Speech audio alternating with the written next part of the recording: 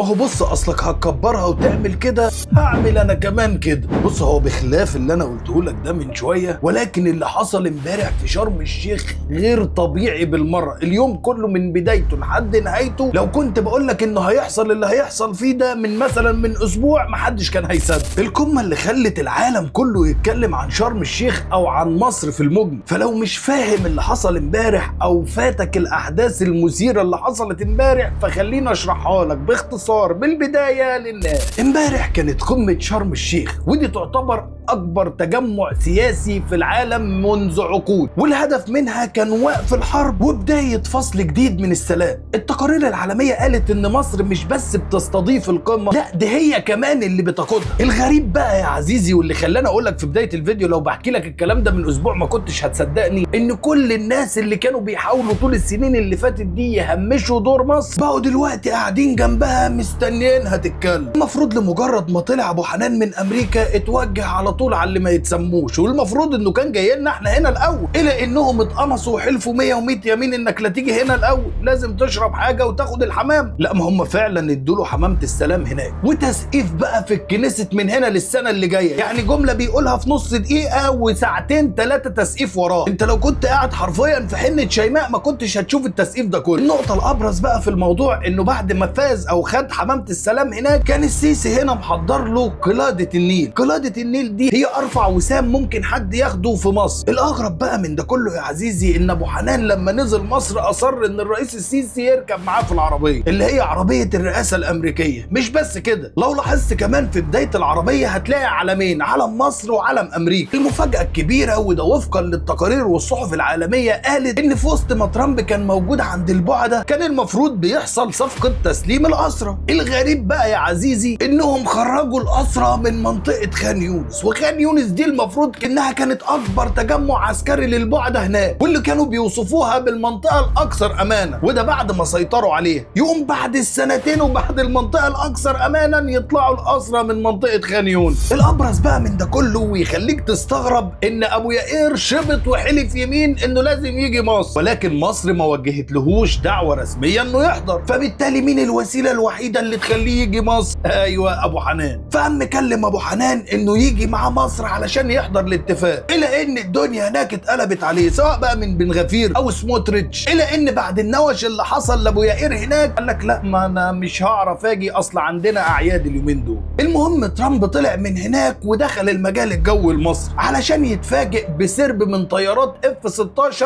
بتستقبله اول ما دخل الاجواء المصريه. الغريب بقى والكوميدي في الموضوع ان ترامب قال ان بلدكم فيها اقل معدل لارتكاب الجريمه، يمكن احسن من عندنا. تخيل انت من بلد على حافه الضياع لبلد بتقود العالم وبالتحديد الشرق الاوسط كله، بتفرض نفسك وبتحط قواعد اللعبه بنفسك. الحقيقه لو في جمله توصف اليوم ده فهو يوم تاريخي جديد بيسطر في تاريخ مصر. اليوم اللي العالم كله شاف مين الدوله اللي بتمسك زمام الامور في المنطقه بحضور فعال من اكبر قاده الدول العربيه والاوروبيه. كان عندك امريكا وفرنسا والمانيا وانجلترا وكندا وكمان ايطاليا وتركيا. لما رئيس يرفض يروح امريكا لمرتين وتلاقي رئيس امريكا بنفسه جاي لك شرم الشيخ في قلب بلدك بيشيد بيك وبدورك كمصر وبدورك كرئيس مصر. بالمناسبه رئيس مصر ما بيمثلش نفسه، هو بيمثل مصر. كل اللي انا عايز اقوله لك في النهايه ان الاوان انك تفخر ببلدك، واعرف كويس جدا ان مصر عمرها